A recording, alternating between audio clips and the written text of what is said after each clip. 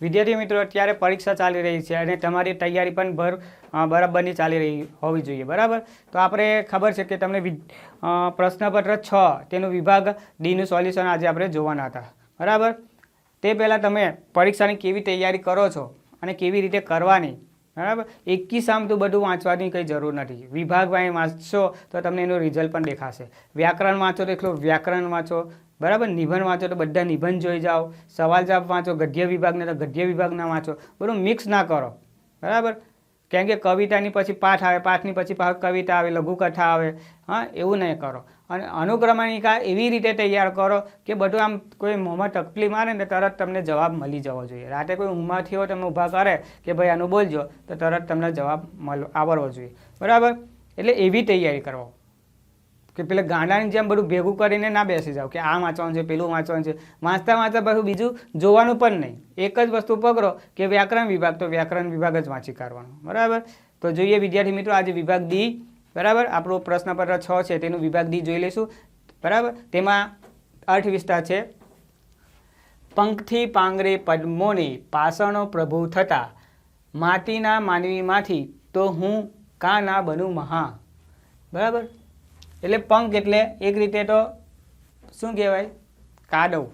અને બીજું જોવા જઈએ તો અહીંયા લખેલું છે પદ્મ એટલે કે કમર, બરાબર. પાષાણ, પાષાણ એટલે પથ્થર. જેમ પેલો શિલ્પી સરસ મજાના એના કોતરો કામ કરીને સરસ મજાની પાષાણો મારીને પથ્થર પર કોતરીને સરસ મજાની મૂર્તિ બનાવતો હોય, એક્ઝેક્ટ એવી રીતે માટીના માનવી, આપણે માટીના માનવી છે તો હું કેમ મહાન ના બનું, બરાબર ને.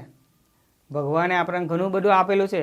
2 આંખ છે, જીભ છે, નાક છે, કાન છે, કેટલું સરસ આપણને આપેલું છે ભગવાને, બરાબર. ભગવાને કોઈ દિવસ એની કિંમત નથી આપી કે આ આંખના 2 લાખ રૂપિયા. અત્યારે જો આંખનું ઓપરેશન કરવાનું હોય કે આંખમાં નેત્રમણી મૂકવાનો હોય તો આપણને એની કિંમત સમજાય. તે વખતે કિડની ટ્રાન્સફર કરીએ, બરાબર, હાર્ટનું ટ્રાન્સફર કરીએ તો કેટલી બધી કિંમતો થઈ જાય, બરાબર. તો જોઈએ પ્રસ્તુત પંક્તિઓમાં કવિ કહે છે કે કાદવમાંથી કમળ ખીલે છે અને પથ્થરમાંથી પ્રભુની પ્રતિમા ઘડાય છે, તો પછી માટીના બનેલો માનવી મહાન કેમ ના બની શકે, બરાબર ને. જેમ પાણી છે, પથ્થર છે, પથ્થરની પર તમે રોજ અભિષેક કરો તો એ પથ્થર પણ 2 ભાગ પડી શકે છે, બરાબર ને. તો આપણી પર પણ કોઈ પ્રયોગ થાય તો પણ આપણે ચેન્જ આવી શકે છે, પણ આપણી પર પ્રયોગ થતો નથી ને થાય તો આપણે એ કરવા માગતા નથી, બરાબર ને. તો જોઈએ કાદવ જેવા ગંદા સ્થાનમાંથી સુંદર રંગ, રૂપ અને આકાર ધરાવતું તેમજ મધુર સુગંધવાળું કમળ ખીલી શકે છે, બરાબર. અહીંયા જે લખેલું છે તે તમારી અર્થ વિસ્તારમાં આવવું જોઈએ. એનો મિનિંગ તમને ખબર પડવો જોઈએ, બરાબર. અપેક્ષિત છે, તમારી નવનીત હશે, નિબંધ મારા હશે, એ બધામાં અર્થ વિસ્તાર આપેલા છે. અને કેટલાક મુહાવરા, બરાબર, એ અર્થ વિસ્તાર તમારે કરી લેવાના. એ તો ખરું જ, સાથે સાથે અમે લોકો જે અહીંયાથી તમને આપી રહ્યા છે અર્થ વિસ્તારો, એ અર્થ વિસ્તાર પણ તમારે કરવાના. તો તમારે જાતે કંઈક લખવાનું આવે તો તમે પણ કંઈક 2 શબ્દ નવા લખી શકો, બરાબર. ડિપેન્ડેન્ટ ના રહો કોઈની પર, જાતે સેલ્ફ કોન્ફિડન્સ રાખતા શીખો. નહીં તો પછી અમે લોકો તો છે જ. તેની દેવ તરીકે પૂજા થઈ શકે છે તો આ બંને કરતાં પ્રમાણમાં સારી માટીમાંથી બનેલો માનવી મહાન કેમ ના થઈ શકે, બરાબર. કાદવમાં ખીલેલું કમર ભગવાનના ચરણે જઈ શકે છે, પથ્થરમાંથી સરસ મજાની મૂર્તિ બની શકે છે અને આપણને ભગવાને ખુદ બનાવ્યા છે તો આપણે કેમ મહાન ના બની શકીએ, બરાબર. આપણને આ કાવ્ય પંક્તિમાં આમ સમજાવવા માંગે છે. પણ તેને માટે માનવીએ ધગસ અને પુરુષાર્થ શું જોઈએ, ધગસ એટલે કે કોઈ પણ કામ કરવા માટે તમારી નીતિ હોવી જોઈએ. જો તમારી એની પ્રત્યે નીતિ નહીં હોય, બેદરકારી રહેશે તો તમે આગળ નીકળી શકવાના નથી, બરાબર. ભણતી વખતે હોય તમે આમ તેમ ફાફા મારતા હશો, મોબાઈલ જોતા હશો, ટીવી જોતા હશો, બારીની બહાર શું થતું હશે તે જોતા હશો, બરાબર.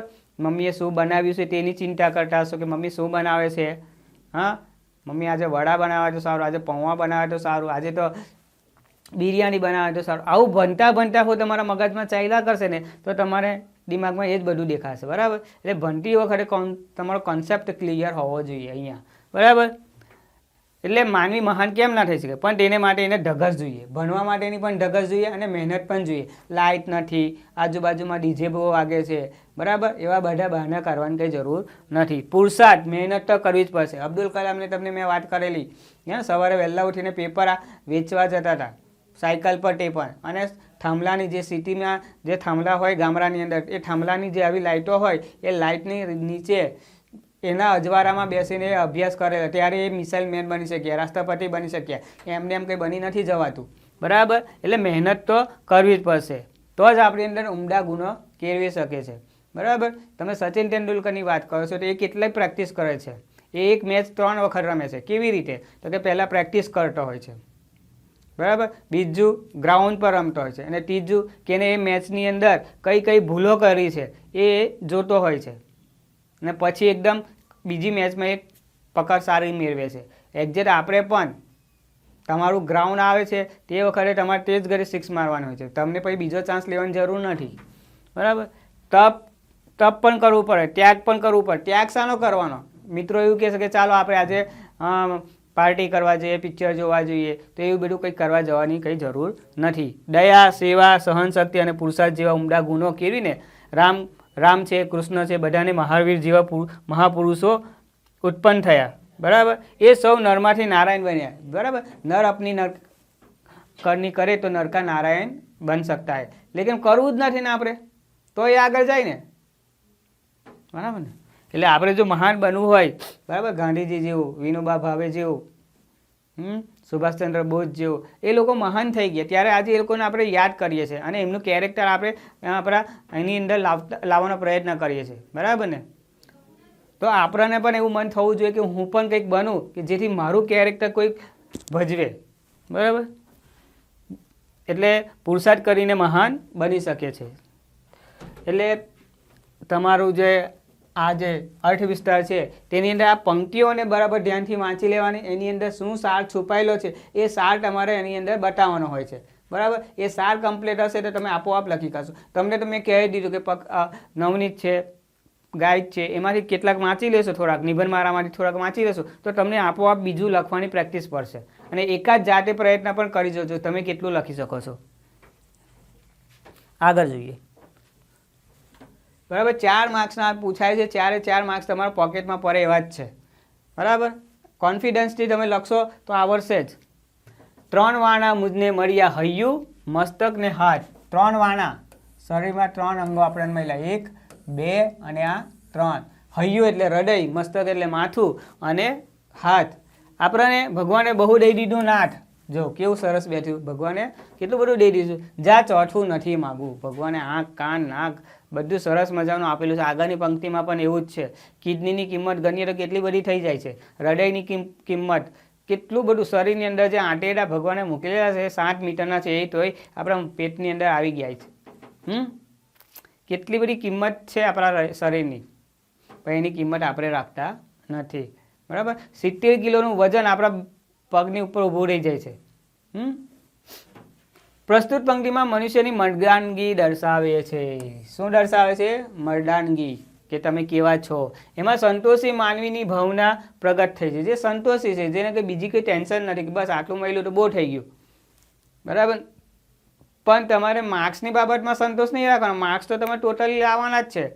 લક્ષ્ય હંમેશા ઊંચું રાખવાનું. નિશાન ચૂક માફ થઈ જશે, પણ નિશાન જ નહીં રાખો તો કેમનું ચાલશે? એટલે નિશાન હંમેશા ઊંચું જ રાખો. ઈશ્વરે મનુષ્યને મુખ્ય 3 અંગો આપ્યા છે, હૃદય, મસ્તક અને હાથ, બરાબર.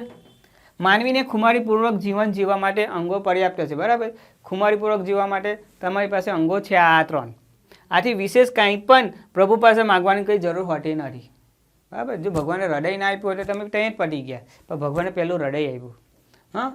પછી મસ્તક, બ્રેઇન, એની અંદર આખી તમને ખબર પડી કે ભાઈ જોઈ શકો છો, બોલી શકો છો, સૂંઘી શકો છો, ખાઈ શકો છો, સાંભળી શકો છો, બરાબર. એના વગર કશું થવાનું નથી. અને બીજા છે હાથ, બરાબર. માણસના પગના હેઠળ છે તોય સારી રીતે જીવી શકે છે, બધું કરી શકે છે, તમે જોઈ શકો છો.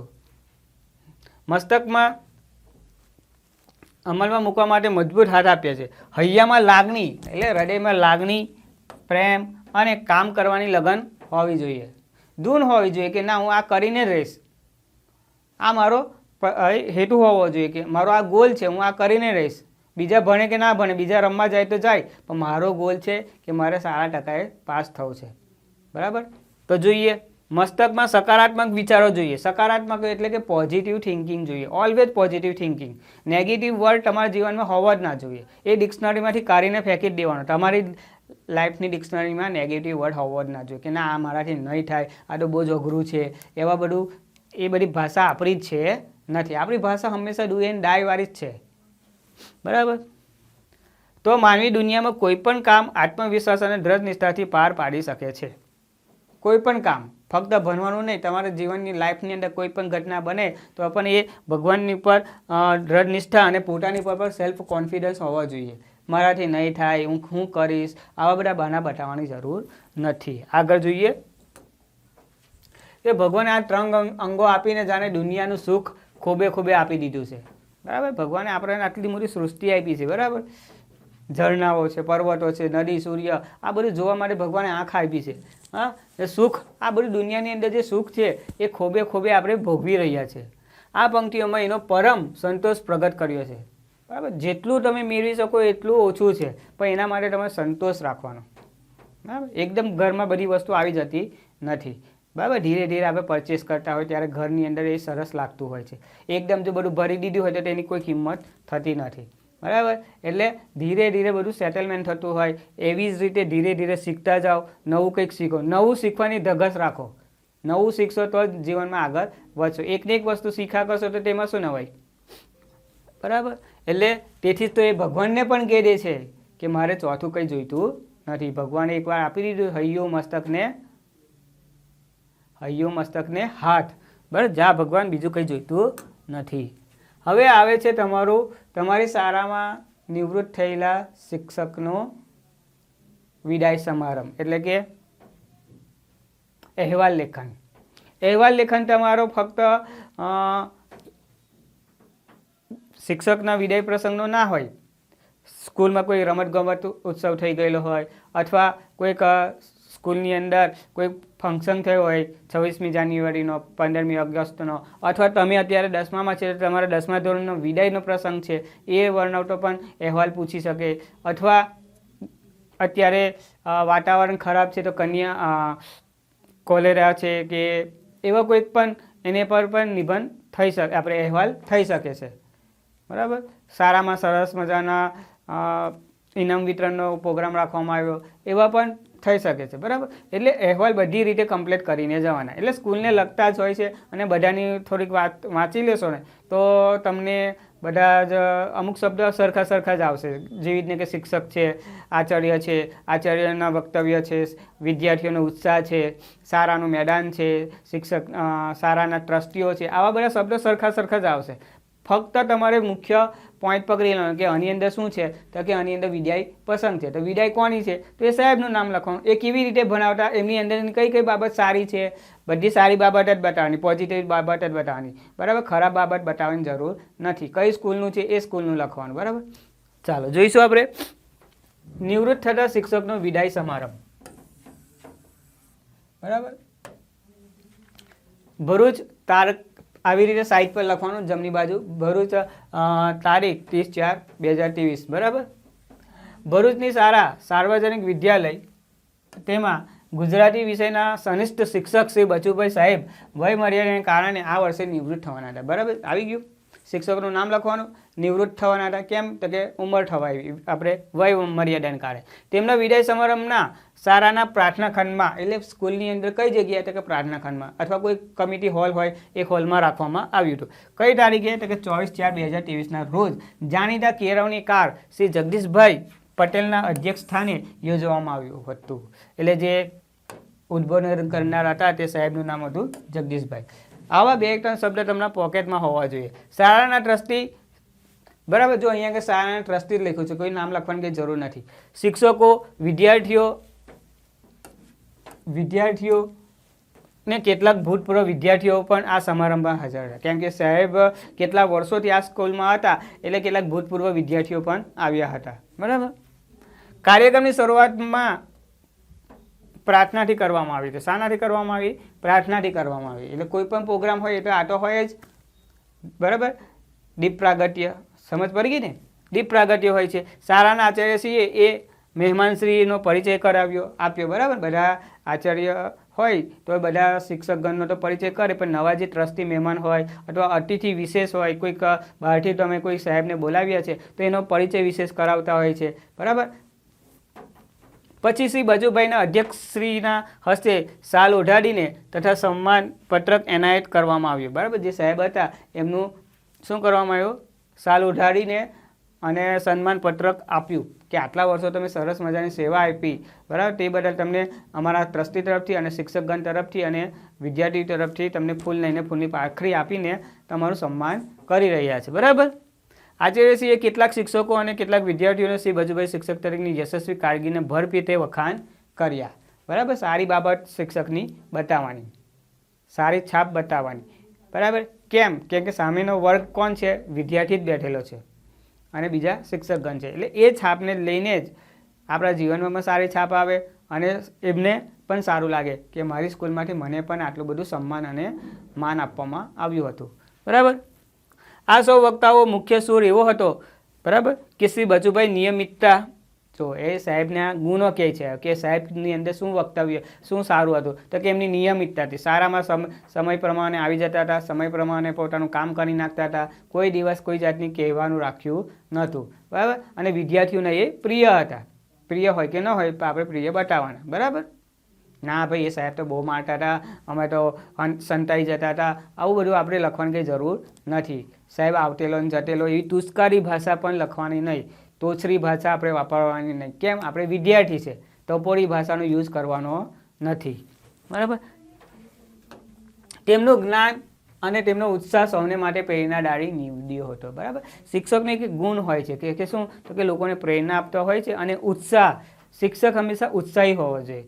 હા, મરેલો માંડલો ના હોવો જોઈએ અને દરરોજ કંઈક નવું શીખતો હોવો જોઈએ. અને શિક્ષક પોતાના વિષયની તૈયારી કરીને જ જતો હોય છે. બરાબર. એટલે એક્ઝેક્ટ બચુભાઈની અંદર આ બધા ગુણો જોવા મળતા હતા. એ કોના પરથી ખબર પડે છે? તો કે વિદ્યાર્થીઓના વક્તવ્ય પરથી. બરાબર. શ્રી બચુભાઈએ પોતાના વક્તવ્યમાં કહ્યું હતું કે શાળાનું સુંદર વાતાવરણ અને શાળાના વિદ્યાર્થીઓ પ્રેમને પોતે ક્યારેય ભૂલી શકશે નહીં. બરાબર. હવે જ્યારે સ્ટેજ પર માઇક એમને આપવામાં આવે કે બચુભાઈ આ શાળાની અંદર આટલા વર્ષો આપ્યા છે, પણ આ વર્ષોની અંદર એમને સ્કૂલનું વાતાવરણ, સ્કૂલના સભ્યો, બરાબર, જે કંઈ સભ્ય હશે, શિક્ષકગણ છે, પટાવાળાગણ છે, કામવાળા ભાઈ બહેન છે, જે હશે તે એ બધા પ્રત્યે એમનો પ્રેમ, એ બધું એ એમના વક્તવ્યમાં બતાવતા હતા. અને વિશેષ સ્કૂલનું વાતાવરણ, જે સરસ મજાના છોડ હશે, વૃક્ષો હશે, એમને પણ એ સ્કૂલની અંદર વૃક્ષો વાવેલા હશે, અને એમનું પણ પોતાનું એક વૃક્ષ હશે. બરાબર. એમનું એ યોગદાન ત્યાં એ પોતાની રીતે વ્યક્ત કરતા હશે અને પોતાના વાલા વિદ્યાર્થીઓને એ પણ ભૂલી શકશે નહીં. શાળાના વિદ્યાર્થીઓને ભૂતપૂર્વ વિદ્યાર્થીઓ તરફથી બચુભાઈને, એટલે શાળાના વિદ્યાર્થીઓએ અને બીજા ભૂતપૂર્વ વિદ્યાર્થીઓએ પણ શું આપ્યું? એમને 21,000નો ચેક અર્પણ કર્યો. એટલે પોતાની શક્તિ મુજબ સાહેબને ફૂલ લઈને ફૂલની પાખડી 21,000 રૂપિયાનો ચેક અર્પણ કરવામાં આવ્યો. શ્રી બચુભાઈએ આ રકમ હવે સાહેબ પણ શું કરે છે? તો કે આ પુસ્તકાલયના વિકાસ માટે અર્પણ કરવાની જાહેરાત કરી. જોયું? એમને 21,000 રૂપિયાનો ચેક વિદ્યાર્થીઓ દ્વારા મળ્યો, પણ એ સાહેબે એ ચેકને ક્યાં વાપરવાનું કીધું? તો કે આપણી જે લાઇબ્રેરી છે, પુસ્તકાલયમાં, કે એમાં સરસ મજાના પુસ્તકો આવે, બેસવાની વ્યવસ્થા, પંખાની વ્યવસ્થા એ પોતે કરી આપે. તેમની ઉડાટા અને તાલીઓના ગડગડાટથી વધાવી લીધી હતી. એટલે સરસ મજાની એમને આ વસ્તુને સ્વીકારી અને સામે પક્ષવાળાએ પણ એમને ગદગદ સ્વીકારી. કાર્યક્રમના અંતમાં સૌએ આઈસ્ક્રીમ આપવામાં આવ્યો હતો અને તેનો મધુર સ્વર સાથે કાર્યક્રમ સમાપન થયો હતો. બરાબર. આ આપણો અહેવાલ થયો. અહેવાલની અંદર જે યોગ્ય બાબતો હતો તે ખાસ લખવી. બરાબર. રમતગમતનો અહેવાલ હોય તો રમતગમતના નામો લખવાના, રમતગમતમાં કોણ જીત્યું છે, કઈ જગ્યાએ રમત રમ્યા, એ બધું લખવાનું. અથવા શાળાની અંદર કંઈક રક્ષાબંધનનો પ્રોગ્રામ હતો તો એ રક્ષાબંધનના પ્રોગ્રામને એ રીતે લખવાનો. બરાબર. એટલે તમારો જે મુખ્ય વિષય હોય એ વિષયને પકડીને ચાલો. બરાબર. અત્યારે આપણે વિદાય છે તો વિદાયની પ્રસંગની દ્રષ્ટિએ આપણે બોલીએ છીએ. બરાબર. જેવો કાર્યક્રમ, બરાબર, કોઈ જગ્યાએ તમે અહેવાલ પ્રવાસ ગયા છો તો એ પ્રવાસમાં કઈ જગ્યાએ કેટલા વાગે ક્યાં ઉતર્યા કયું સ્થળ છે એ બધું તમારે એમાં મેન્શન કરવાનું હોય છે બરાબર. કેવી મજા આવી, શું ખાધું, શું પીધું, બરાબર. અમે આવેલા ને જટેલા ને ખાટેલા ને પીટેલા એવું નથી બોલવાનું ને લખવાનું બરાબર. વ્યવસ્થિત ભાષા, એના માટે તમારો અભ્યાસ હોવો જોઈએ, વાંચન હોવું જોઈએ બરાબર. તો જ તમને લખવાની પણ મજા આવશે. ઓકે વિદ્યાર્થી મિત્રો, આગળ જોઈશું આપણે. આગળ છે આપણું સંક્ષેપકરણ, ત્રીજા ભાગનું સંક્ષેપીકરણ બરાબર. આપણું પેપર છે તેની અંદર આવી રીતે દરેક પેપરની અંદર આવી રીતે પૂછાતું હોય છે. આપણે જરા જોઈ લઈએ તો કે ગદ્યખંડ વાંચવાનો છે શાંતિથી, અને એમાં ત્રીજા ભાગનો સંક્ષેપ એટલે કે 15 લીટી આપી છે તેવું ગણીને નહીં કે 5 જ લાઈન લખવાની છે બરાબર. ફક્ત 5 લાઈનની અંદર તમારો જવાબ આવી જવો જોઈએ, વધારે લખવાનું નથી. કેટલાક વિદ્યાર્થીઓનો પેપર મેં ચેક કર્યા તો કેટલાક તો 25-30 પેજને પણ લાઈન લખી કાઢે છે. એટલું લાંબુ લખવાની કંઈ જરૂર નથી, અને મોટા મોટા અક્ષર કાઢે. એવું કંઈ જરૂર નથી કે તમે સાહેબ ફૂટપટ્ટી લઈને બેઠા હશે કે આટલી એવું લખ્યું છે એટલે આટલા માર્ક્સ, એવું નથી. તમે શું અંદર પીરસ્યું છે, અંદર શું લખ્યું છે એના આધારે માર્ક્સ છે બરાબર. તમે આખી મહાભારત લખી કાઢી હોય પણ તમને એમ પૂછવામાં આવે કે શ્રી કૃષ્ણ કોણ હતા, તેમાં આખી મહાભારત ના હોય બરાબર. જે વસ્તુ માંગ્યું હોય એ જ મૂકવાનું હોય ને. તો જોઈએ તો કે શિસ્તના 2 પ્રકાર છે, સ્વયં શિસ્ત અને ફરજિયાત શિસ્ત. વિદ્યાર્થીઓની અંદર એક શિસ્ત હોય, કેવું? એક તો સ્વયં શિસ્ત અને ફરજિયાત શિસ્ત. સોટી વાગે ચમચમ અને વિદ્યા આવડે ધમધમ. આ એક ફેમસ વાક્ય હતું પહેલાના જમાનામાં. કેમ? કેમ કે આજે સોટી લેવાતી નથી. જો આજે સોટી લેવા જાય તો શિક્ષક ધમધમ કરતો ઘરે જતો રહે બરાબર ને. એ ન્યાય મુજબ વિદ્યાર્થીઓ પર ફરજિયાત શિસ્ત લાદવામાં આવે છે, પરંતુ આજના જમાનામાં આવી શિસ્ત કારગર નીવડી શકે તેમ નથી. કારગર એટલે કે સફળ બરાબર, સફળ રહી શકતી નથી. સ્વયં શિસ્ત, જરા સ્પેલિંગ મિસ્ટેક છે. શિસ્ત કે સ્વૈચ્છિક શિસ્તના વાતાવરણમાં જ બાળકોનો સાચો વિકાસ થઈ શકે છે. વિદ્યાર્થી પોતે જો શિસ્તબદ્ધ હોય તો જ એનો વિકાસ મજા આવે. ફરજિયાત કરવામાં આવતી શિસ્તમાં ભય હોય છે બરાબર. ફરજિયાત ના તારે આજે આટલા વાગે આવી જ જવાનું, આટલું કરવાનું, આવા ફરજિયાત બધા બંધન ના હોય છે. સ્વયં શિસ્તના ભયને કોઈ સ્થાન હોતું નથી બરાબર. એમાં જો વિદ્યાર્થી જાતે જ જો શિસ્ત લાવતો હોય ને તો એને બંધન પણ ના હોય અને ભય પણ ના હોય. વ્યક્તિઓ જાતે સમજી વિચારીને શિસ્તનું પાલન કરે છે. આપણા સ્વયં શિસ્તના ભાવના કે કેળવાયેલી હશે તો અમેરિકા અને ઇંગ્લેન્ડ જેમ આપણા દેશની પણ પ્રગતિ થઈ શકે છે. આ પોઈન્ટ છે જો કે બીજા દેશની અંદર, અમેરિકા અને ઇંગ્લેન્ડની અંદર પણ વિકાસ થાય છે તેમ આપણો પણ વિકાસ થઈ શકે છે બરાબર. ત્યાંના રસ્તાઓ કેવા છે, ત્યાંના લોકો કેવી રીતે વેસ્ટ એટલે કે કચરો ક્યાં નાખે છે. આપણે તો જ્યાં આવ્યા ત્યાં બારીમાંથી જવા દે સીધું, હર હર ગંગે બરાબર. અનેક સમસ્યાઓ ઊભી થાય છે. શાળાઓમાં વિદ્યાર્થીઓની અનિયમિતતા, ઘોંઘાટ, માલ મિલકતને નુકસાન, હડતાલ, મારામારી વગેરે ગેરશિસ્ત વર્તન જોવા મળે છે બરાબર. શાળામાં કેટલાક વિદ્યાર્થીઓ અનિયમિત આવતા હોય છે. શાળામાં સાહેબ શિક્ષક ક્લાસમાં હોય તો પણ ઘોંઘાટ થતો હોય છે. આ બધું શું છે કે વિદ્યાર્થીઓની અંદર કંઈક ફરજિયાત કે શિસ્ત જેવું દેખાતું નથી. માલ મિલકતને નુકસાન કરે છે એટલે શું? તો કે સ્ટ્રીટ લાઇટ છે, ચાલો નિશાનો બનાવો, ફોડી કાઢીએ બરાબર. શાળાને પ્રાંગણમાં સરસ મજાનું કંઈક ફોટા મૂકેલા છે એ ફોટાને ફોડી નાખવા, આ બધું શું છે? માલ મિલકતને નુકસાન કરવું બરાબર. હડતાલ કરવી એટલે કે શાળામાં વ્યવસ્થિતતા અવ્યવસ્થા કરવી, મારામારી કરી. ખબર છે ને એવા કેટલાક વિદ્યાર્થીઓ હોય છે. જ્યાં વિનય અને જવાબદારીની ભાવના હોય છે ત્યાં શિસ્ત જળવાય જ છે અને વાતાવરણ પણ સુખદ બને છે. જે અમુક કેટલી સ્કૂલ એટલી સરસ મજા સિસ્ટમથી ચાલતી હોય એકદમ, કે ત્યાં રેગ્યુલર નિયમિત પ્રમાણે જવાનું, નિયમિત આવવાનું, લાઇનબદ્ધ જવાનું, લાઇનબદ્ધ આવવાનું. આ એક નિયમિતતા છે, એક ગુણ છે એની અંદર, અને ત્યાં એક મજા પણ આવે ભણવાની બરાબર.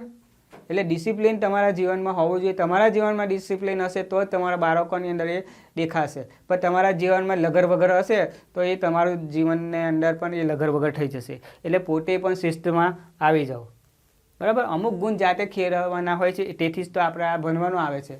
તમને પરીક્ષા શા માટે લેવામાં આવે છે? કે જીવનની અંદર સારા ગુણો ખીલે એટલા માટે બરાબર. પણ અત્યારે આપણે પરીક્ષાના દ્રષ્ટિએ આને પણ જોઈ લઈએ તો કે સાચા વિકાસનું મુખ્ય કારણ કયું? તો કે સ્વૈચ્છિક શિસ્ત. મુખ્ય કારણ આ પોઈન્ટ છે તમારો, સ્વૈચ્છિક શિસ્ત. શિસ્તના 2 પ્રકાર છે, સ્વયં શિસ્ત અને ફરજિયાત શિસ્ત બરાબર. વાતાવરણમાં જ બાળકો સાચો વિકાસ થઈ શકે છે બરાબર. આપનામાં સ્વયં શિસ્તની ભાવના કેળવાયેલી હશે તો અમેરિકા અને ઇંગ્લેન્ડની જેમ આપણો પણ વિકાસ થઈ શકશે, પ્રગતિ થઈ શકશે. બરાબર. ખાલી રસ્તા સારા બનાવવાથી, બરાબર, પાણીની વ્યવસ્થા મળી જવાથી કંઈ દેશનો વિકાસ નથી થતો. માણસે પોતે પણ બદલવું જરૂરી છે. બરાબર છે. તમે જોતા હશો રોડની ઉપર જ્યાં બમ્પર હશે ને, એ બમ્પર કાળો નહીં હોય, લાલ રંગનો હશે. એટલે તો કે ગાડીનો દરવાજો ખોલીને એક પાનનો માવો જઈને છોરી આવશે, છે ને, જોયું હશે ને. એ આપણા દેશની સંસ્કૃતિ કહેવાય કે આવું કરવાનું. ખ્યાલ આવે છે ને. એટલે શિસ્ત એક સારો ગુણ છે. શિસ્તના અભાવે અનેક સમસ્યા ઊભી થાય છે. શિસ્તને સદવ્યવહાર સાથે ગાઢ સંબંધથી સુખદ વાતાવરણ ઊભું થાય છે. સારું વાતાવરણ પોતાના જીવનની અંદર હોય તો જ બહાર દેખાય, અને બીજાને પણ એવું જીવવાનું મન થાય કે જો આ ભાઈ કેવી રીતે જીવે છે અથવા આ બેન કેવી રીતે જીવે છે. બરાબર. લગર વગર જીવન જીવવાનું નથી. એ તો કૂતરા બિલાડા પણ જીવે છે, પણ આપણે એક માનવ છે, માણસ છે, એ દ્રષ્ટિથી એક સારા માનવ બનીએ તો જ આપણું જીવન સુખદ બનશે. હવે આવે છે તમારો નિબંધ. 8 માર્ક્સનો નિબંધ આવે છે. 6 પેજ ભરવાના આગળ પાછળ થઈને, બરાબર, એટલે 3 પેજ થશે. વ્યવસ્થિત લખશો, સારા અક્ષર લખશો, સારી પંક્તિ ઉમેરશો તો જ તમારા માર્ક્સ આવશે. બરાબર. 2-3 પંક્તિ નહીં, પણ તમારે 10મામાં છો એટલે 10-12 પંક્તિઓ મોઢે કરી રાખવાની. બરાબર. બધા જ નિબંધ એક તો દેશ પ્રત્યેનો હોય છે, એક આત્મકથા હોય છે, એક વિદ્યાર્થીનું જીવન પ્રમાણે હોય છે, અથવા તે વખતે દેશની અંદર કેવી સ્થિતિ છે એ પ્રમાણેનો નિબંધ હોઈ શકે છે. બરાબર. અથવા કોઈ આત્મકથા તૈયાર કરીને જવાની. અને મા ભૂમિની રક્ષા, સ્વદેશ પ્રેમ, દેશ પ્રેમ, એ બધું જરા જોઈ લેવાનું. જોઈએ આપણે શરૂઆતમાં પહેલો છે નિબંધ છે આપણો સ્વદેશ પ્રેમ. 250 શબ્દ એટલે 250 શબ્દ ગણવાની જરૂર નથી. આ જે મુદ્દા છે એ મુદ્દા તમારા નિબંધની અંદર આવી જવા જોઈએ. પહેલું છે આપણી પ્રસ્તાવના, સ્વદેશ પ્રેમ, પોતાના દેશ પ્રત્યે પ્રેમ કેમ હોવો જોઈએ, આપણી અંદર સ્વાભાવિક ગુણ કેવા હોવા જોઈએ, દેશ સેવાના ઉદાહરણો, કોને કોને દેશની સેવામાં પોતાનું જીવન આપી દીધું, પછી દેશદ્રોહ કરનાર કોણ છે તે, અને દેશ પ્રેમીઓના નામ છે એમના ઉદાહરણ. મિથ્યા આડંબર, કેટલાક લોકો હોય છે, બરાબર ને, કે ખોટો જ આડંબર કરતા હશે, જે અત્યારે જોવા મળે છે કે અમે દેશમાં આટલું કરીએ છીએ. બરાબર. તો આપણે જોઈશું પહેલી આ પંક્તિ દેશ પ્રેમ હોય અને મા ભૂમિની રક્ષણ માટે હોય તો આ સરસ લખી લેવાનું. જનની જન્મભૂમિ સ્વર્ગથી પણ ચડિયાતી છે. ભારત દેશમાં જન્મ મળવો અને ગુજરાતની અંદર જન્મ મળવો એ દુર્લભ છે. બરાબર. દુર્લભ એટલે મુશ્કેલ છે. તો જોઈએ આપની જનેતા એટલે કે મા ભૂમ માટે આપણે એને પ્રેમ હોવો જ જોઈએ. તેમ આપની જન્મભૂમિ માતૃભૂમિ પ્રત્યે પણ પ્રેમ હોય તો તે સ્વાભાવિક છે. જે ધરતી પર આપણો જન્મ થયો છે તેના પ્રત્યે તમને પ્રેમ હોવો જોઈએ. જો તમને પ્રેમ ના હોય તો તમે ખોટામાં આઈ લવ ઇન્ડિયા કરો છો, એ ખોટા નારા લગાવવાની કંઈ જરૂર નથી. બરાબર. જે ધરતી આપણને જીવન જરૂરિયાત બધી જ વસ્તુઓ પૂરી પાડે છે. બરાબર. ધરતી માટે આપણા જીવન માટે બધું જ આપે છે. પાણીથી માંડીને અનાજ આપે છે, બરાબર, રહેવા માટે ઘર આપે છે, મકાન આપે છે. આ બધું કોણ આપે છે? કે ધરતી માટે આપે છે. એટલે આપણા હૃદયમાં પ્રેમ તથા આદર હોવો જોઈએ. વતનનું જતન કરવું તે આપણી પહેલી ફરજ છે. બરાબર. આપણા દેશનું જતન કરવું, જેમાં આપણા સૈનિક ભાઈઓ બોર્ડર પર કેવું જતન કરી રહ્યા છે, એક્ઝેક્ટ આપણે પણ આપણા દેશનું રક્ષણ કરવું જોઈએ. ભૂતકાળની અંદર તમે જુઓ શિવાજી, તો જો શિવાજી મહારાજ વફાદાર સરદાર કોણ? તાનાજી. તમે તાનાજી જોયું હશે. બરાબર. પોતાના પુત્રના લગ્ન હોવા છતાં પણ એને પડતું મૂકીને ક્યાં જાય છે?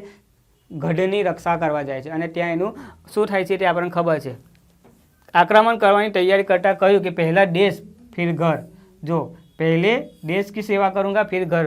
એ તો જો કે મરાઠીમાં હોય છે, પણ આપણે આ રીતે, બરાબર, આઝાદીની લડાઈમાં આપણે પણ અસંખ્ય હિન્દુઓ તન મન અને તેમનું બલિદાન આપીને મા ભૂમિની સેવા કરવી જોઈએ. બરાબર. સેવા કરવી જોઈએ, અને એ લોકોએ એ રીતે સેવા પણ કરી હતી.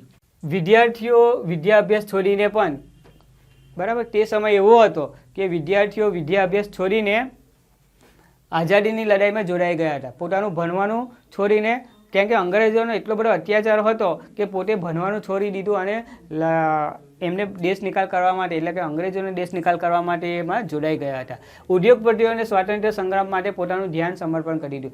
ઉદ્યોગપતિઓ પણ પોતાના ધંધા બિઝનેસને છોડીને ક્યાં જતા રહ્યા? દેશના માટે બલિદાન આપવા માટે. નેતાઓએ પોતાનું સર્વસ્વ દેશ સેવામાં અર્પણ કરી દીધું હતું. જ્યારે સાહિત્યકારોએ એટલે કે જે લેખકો હતા, કવિઓ હતા, એ લોકોએ શું કર્યું તો કે દેશભક્તિના ગીતો રચીને દેશની સેવા કાર્ય કર્યું. એટલે કે સરસ મજાના માણસને ઉત્સાહ મળે, ઉર્જા મળે, એવા સરસ મજાના ગીતો ચાલુ કર્યા, લખ્યા મતલબ કે, અને એવું સાહિત્ય પણ છાપ્યું કે જેથી બીજા લોકોને પણ આમ ઉત્સાહ આવે. આઝાદી પછી પણ ચીન અને પાકિસ્તાનના આક્રમણ વખતે ફરી આપણી કસોટી થઈ હતી. એટલે આપણને આઝાદી તો મળી ગઈ, પણ કેટલાક એવા હતા હજુ પણ આપણને હેરાન કરે જ છે.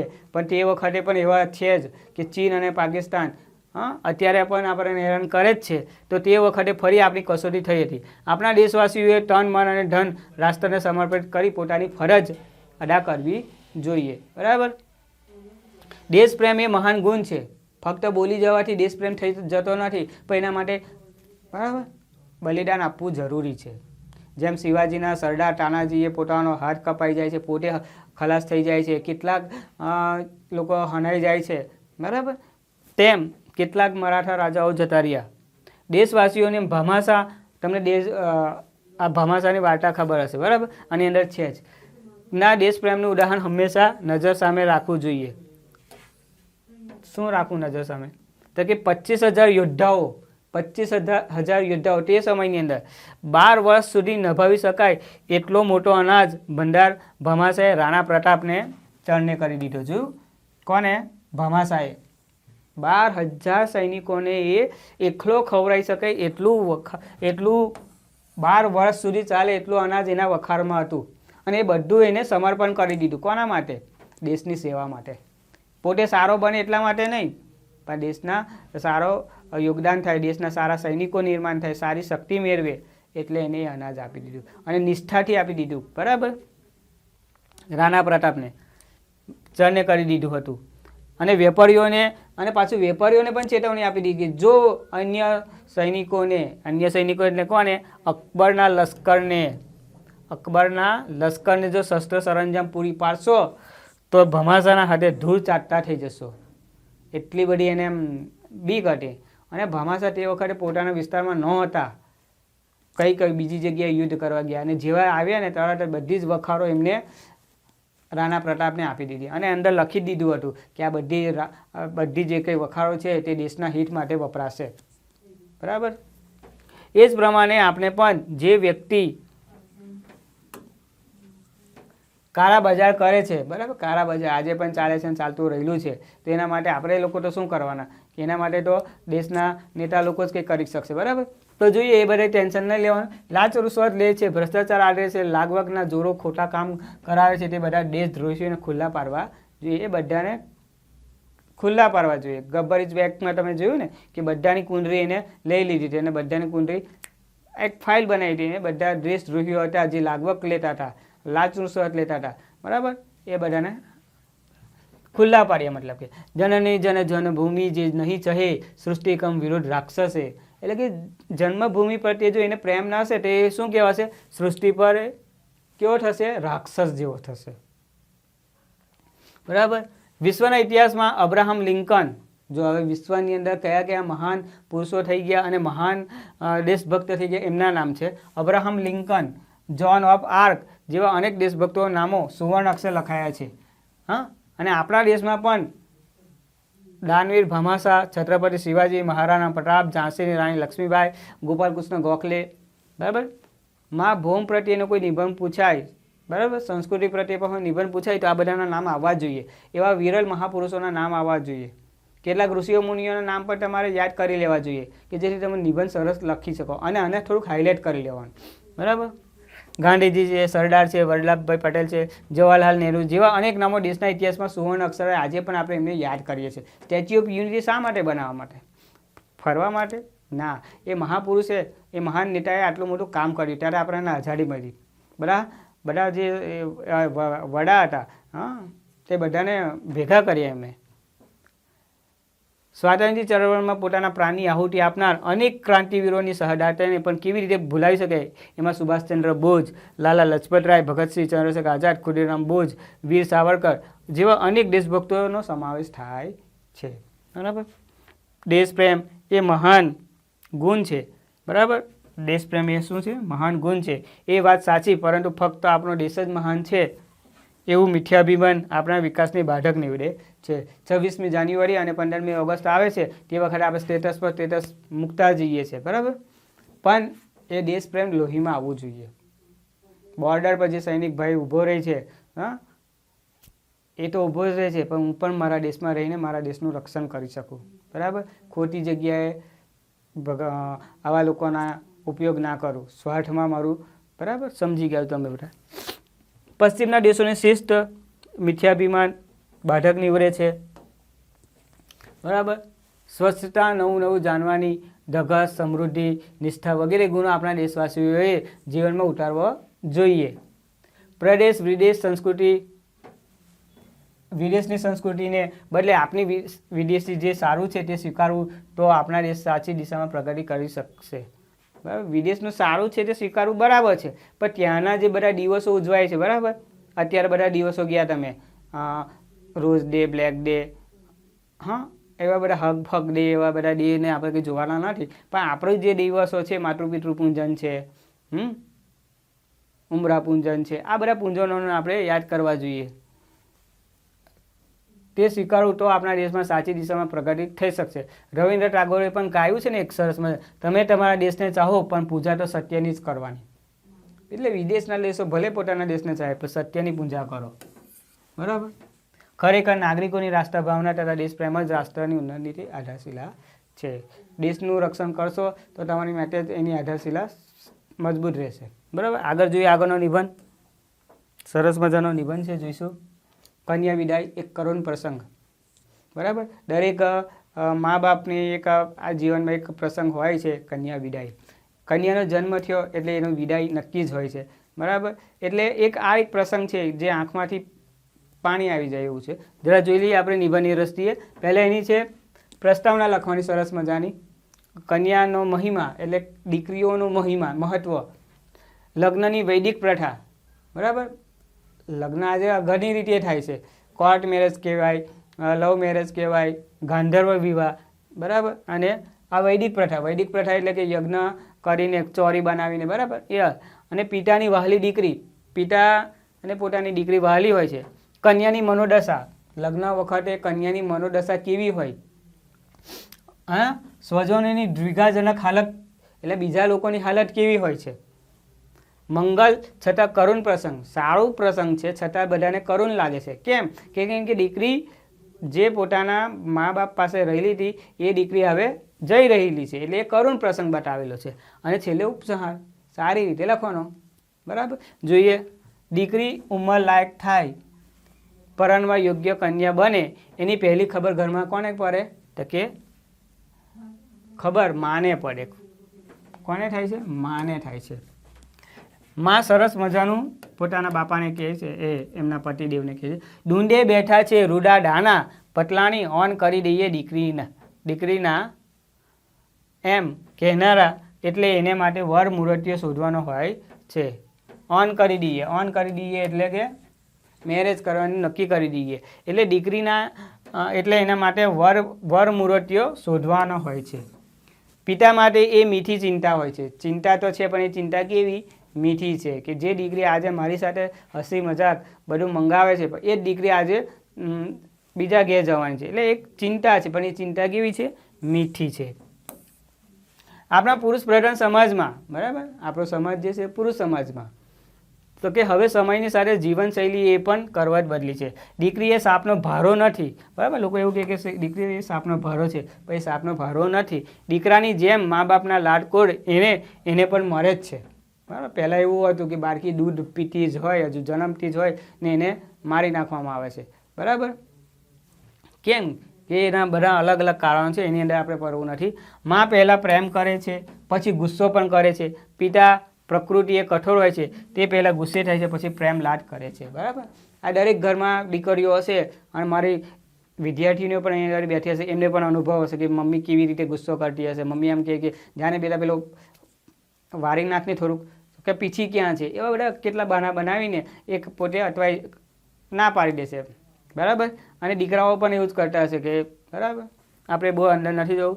પિતાને સમજવા માટે દીકરીને પરમાત્માએ અનુકૂળ હૃદય આપ્યું. જો પિતાને સમજવા માટે દીકરીને પરમાત્માએ ભગવાને એક સરસ મજાનું હૃદય, એટલે અલગ હૃદય નથી આપ્યું, પણ એની અંદર એ ભાવના અલગ અલગ છે. જોઈએ આગળ. ઉછળતી કૂદતી રમતી દીકરીએ શાળાએ જતા, છોકરીઓ સરસ મજાની પોતાનું યુનિફોર્મ પહેરીને ઉછળતી હોય છે, રમતી હોય છે અને શાળાએ જતી હોય તે વખતે મા એને કહે છે કે બેટા આવતા જતાં ધ્યાન રાખવાનું. એટલે આવતા જતાં ધ્યાન રાખવાનું એટલે કે ગાડી બારીનું તો ખરું જ, પણ કોઈ અજાણી વ્યક્તિ સાથે વાત ન કરવી. કેમ કે અત્યારે સમય એવો છે, અજાણી વ્યક્તિ ચોકલેટ આપીને કંઈક પણ આપીને તમને તમારું ધ્યાન ફેરવી કાઢે, તો તમારે ધ્યાન રાખજે. પણ સ્વાભાવિક રીતે જ કોઈ એને ગમવા લાગે છે, એટલે ઉંમર પ્રમાણે એ વસ્તુ થાય છે. મા બાપને પણ ઉંમરલાયક દીકરીની સહજતા ગમે છે. બહેનપણી કે સ્નેહીના લગ્નની વૈદિક પ્રથાના ઉમંગમય વાતાવરણમાં કન્યાની આંખોમાં પણ સ્વપ્ન કોરવા માંડે છે. બરાબર. અને અજાણી વ્યક્તિ પોતાની કરીને ગમતો સૌ સ્નેહીજનોને આશીર્વાદ શાસ્ત્રે વિદાય લે છે. અનિલ જોશીએ પણ કન્યા વિદાય કાવ્યમાં કેસરિયારો સાફો સમી સાંજનો, એટલે વર જે સાફો પહેરીને આવેલો છે એની આંગળી પકડીને અથવા એની સાથે એને જવાનું છે. ઘરનું ફળિયું લઈને ચાલતો દર્શાવ્યો છે. એટલે ઘરનું ફળિયું એટલે જે દીકરી ફળિયાની અંદર રમતી હતી એ દીકરીને આજે એ લઈને ચાલ્યો છે. બરાબર ને. વાતાવરણ માટે કરુણ નથી, મંગલમય કરુણ છે. મંગલ એટલે કે શુભ પ્રસંગ છે. રૌદ્રનો ભોગ મનુષ્ય ક્યારેક બને છે, એટલે ભગવાન શિવનું રૌદ્ર રૂપનો ભોગ મનુષ્ય ક્યારેક બને છે, ક્યારેક શૃંગારનો અનુભવ કરે છે, ક્યારેક બીભત્સ વાતાવરણના સકંજામાં પણ સપરાઈ જાય છે. પણ કન્યાની વિદાય એ એની મંગલમય કરુણાની પવિત્રતાથી હૃદયના કારણે મૌનમાં એ ઢકલી લઈ રહી છે. એની અંદર એ કરુણા તો છે જ, પણ એ બધું કેવું શાંત કરી દે છે, મૌનમાં લઈ જાય છે. એના જીવનમાં ઘણી બધી તકલીફો તો આવે જ છે. જો રૌદ્ર રૂપ બને છે, કોઈક વખત સારું પણ વાતાવરણ બનતું હોય છે, કોઈ વખત બીભત્સ વાતાવરણ બને છે, પણ એ બધાની અંદર એક મંગલમય કરુણાની પવિત્રતાથી હૃદયને કારણે મૌનમાં ઢકીલી દે છે. આગળ જોઈએ. સરસ મજાની પંક્તિ આવી રીતે મૂકવાની તમારે, તમે તમારી રીતે પંક્તિઓ મોઢે કરી જવાની. કન્યા વિદાય એટલા માટે કે કેમ કે તમારા પાઠ્યપુસ્તકની અંદર એક દીકરી કાવ્ય પણ છે, પછી મા ભૂમિની રક્ષણ માટે આપણે અમે સૌ ગુજરાતી છે એ કવિતા પણ છે. એટલે પાઠ્યપુસ્તકની અંદર જે પણ તમને નિબંધ અને આવું કંઈક લખેલું છે એ બધું યાદ કરી રાખવાનું, જેથી તમને ફાયદો રહે. બરાબર. પૈંડું સિંચતા રસ્તો આખો, બરાબર, પૈંડું આખા રસ્તાને સિંચી લે છે. કોલહાલમાં ખૂંપે, કોલહાલ આજુબાજુ કોલહાલ કરી દે છે. શૈશવની ચિતરેલી શેરી, શૈશવ એટલે બાળપણમાં એ ફરિયાની અંદર એ ફરતી હતી, એટલે એ ચિતરેલું છે એમ વાતાવરણ એને ઊભું કરેલું છે કે જ્યારે નાની હતી તો અહીંયા બેસતી હતી, ત્યાં રમતી હતી, પેલાના ઘરે જતી, પેલીના ઘરે જતી હતી. આ બધું વાતાવરણ એની મા એના બાપા આવી રીતે બેઠા બેઠા વાતો કરતા હોય છે. એટલે આ કાવ્ય પંક્તિમાં એમ કહેવા માંગે છે. સુનકારમાં ડૂબે ને પછી એકદમ જ એના મેરેજ થઈ જાય તો એ બધું સુનકાર થઈ જાય. વાસ્તે ગાસ્તે અત્યારે ડીજે આવેલું, આમ થતું હતું, તેમ થતું હતું. કાલે તો મારી દીકરી અહીં બેઠેલી, ત્યાં બેઠેલી, આમ વાત કરતી હતી, ને આજે ક્યાં ગઈ તો કે સુનકારમાં ડૂબે. બધું સુનકાર થઈ ગયું, શાંત વાતાવરણ થઈ ગયું, કંઈ દેખાતી નથી. ને એટલામાં જ ફોન આવે ત્યારે આમ ભનકારા વાગે કે મારી દીકરીનો ફોન આવ્યો. તો જોઈએ. એક બાજુ કન્યાના બાળપણની રૂડી રૂપારી દુનિયા દુષ્કા ભરતી દૂર હરસેલું છે. જો એનું બાળપણ ક્યાં છે? રૂપારી દુનિયા દુષ્કા ભરતી છે, જવું છે પણ આવી રીતે દુષ્કા ભરીને. કેસરિયાવાળા સાફા સાથે આંગળી અજાણ્યા મલકની મુસાફરી કરવાની છે. બરાબર ને. અલગ જ હૃદય આપ્યું છે એમને. જો અત્યારે જો આ નંગોને એટલે કે આ છોકરાઓને જો હોસ્ટેલમાં મૂકી દો તો અહીંથી નાહીને આવતા રહે. ના રે ભાઈ, હું તો મારી મમ્મી સાથે મારા પપ્પા સાથે રહેવાનું. પણ આ દીકરીઓએ તે અજાણ્યા ગામ જવાનું, અજાણ્યા લોકો સાથે રહેવાનું અને ત્યાં જિંદગી કાઢવાની. બરાબર. ભાવિ જીવનની યાત્રાને એક વિશિષ્ટ પડાવ કન્યાના મનસ્થિતિનો ગમતીલો વ્યવહાર એટલે કે વિરહ. એના જીવનમાં આ એક પડાવ હોય જ છે દરેક સ્ત્રીના જીવનની અંદર, વિરહ. બરાબર. એટલે દુઃખ વેઠવાની.